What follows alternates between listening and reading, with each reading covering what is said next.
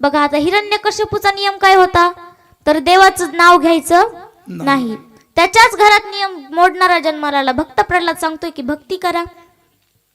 मग हिरण्यकश्यपूला राग आला. त्याने सांगितलं हा माझा मुलगा आहे पण याला मी सोडणार नाही, याला सुद्धा मारलं जाईल. याला शिपायांना सांगितलं याला शिक्षा द्या. मग आता भक्त प्रल्हादाला मारण्याकरिता 11 प्रयोग केले पण एकही सफल झाला नाही. का तर त्यांच्या मुखात सतत भगवंताचं नामस्मरण होतं. तर भक्त प्रल्हादांचं सतत नामस्मरण सुरू असायचं. मग नामस्मरणाच्या जोरावर त्यांना काहीच झालं नाही. एक वेळेस परत गुरुजींना दया आली. गुरुजी म्हणाले महाराज परत मी भक्ताला प्रल्हादाला घेऊन जातो आणि आसुरी विद्या शिकवून आणतो, त्याला एवढे वेळेस त्याला सोडून द्या. हिरण्यकश्यपू त्याला पाठवून देतो आणि भक्त प्रल्हाद तिकडे जाऊन परत पूर्वीसारखंच करतात. काय तर जोपर्यंत गुरुजी समोर आहेत तोपर्यंत देवाचं नाव घ्यायचं नाही, असुरांची विद्या बोलायची. आणि गुरुजी एकदा निघून गेले की देवांचं नामस्मरण करत बसायचे. परत गुरुजींनी हिरण्यकश्यपूकडे आणण्यात आलं. आता हिरण्यकश्यपू म्हणाला प्रल्हादा आता काय शिकलास. त्यावेळेस भक्त प्रल्हाद म्हणतात बाबा माणसाने जीवनामध्ये 9 प्रकारची भक्ती करावी. हिरण्यकश्यपूला राग आला. भक्ती कशी करावी तर 9 प्रकारची भक्ती करावी. कोणती तर श्रवणम कीर्तनम विष्णू स्मरणम पादसेवनम अर्चनम वदनम दास्य सख्यात्मम निवेदनम, अशा प्रकारे 9 प्रकारची भक्ती करावी. आता हिरण्यकश्यपूला खूपच राग आला. त्याने विचारलं प्रल्हादा तू कुणाच्या जीवावर एवढं सगळं बोलतोयस. त्यावेळेस भक्त प्रल्हाद म्हणतात बाबा मी माझ्या देवाच्या जीवावर एवढं सगळं बोलतोय. हिरण्यकश्यपू फारच रागावतो. तो म्हणतो तुझा देव तरी नेमका कुठे आहे. हिरण्यकश्यपू विचारतो देव तरी कुठे. मग भक्त प्रल्हाद सांगतात बाबा माझा देव नाही अशी एकही जागा नाही.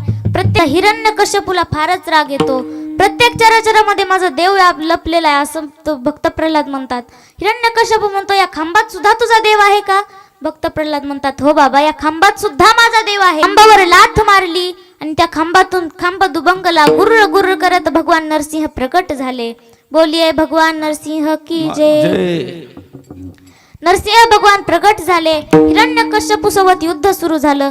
हिरण्यकश्यपू युद्ध खेळत होता, घायाळ झाला आणि जमिनीवरती पडला.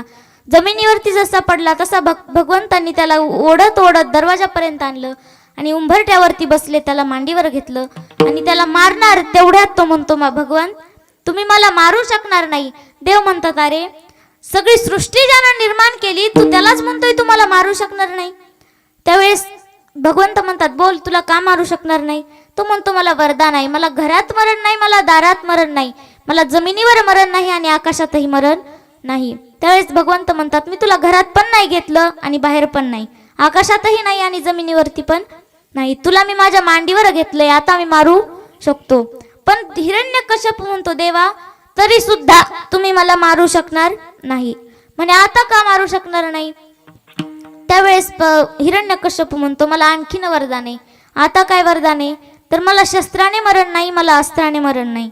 त्यावेळेस भगवंत म्हणतात तुला मी अस्त्रानेही मारणार नाही आणि शस्त्रानेही मारणार नाही, मी तर तुला माझ्या नखांनी मारणार आहे.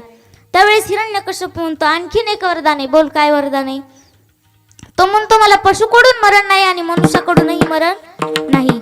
भगवंत म्हणतात मी मनुष्यही नाही आणि पशुही नाही, मी नरसिंह आहे. कारण माझं शिर हे सिंहाचं आहे आणि धड मनुष्याचं आहे, म्हणून मी नरसिंह आहे, मी मनुष्य नाही आणि प्राणीही नाही. आता मी तुला मारू शकतो.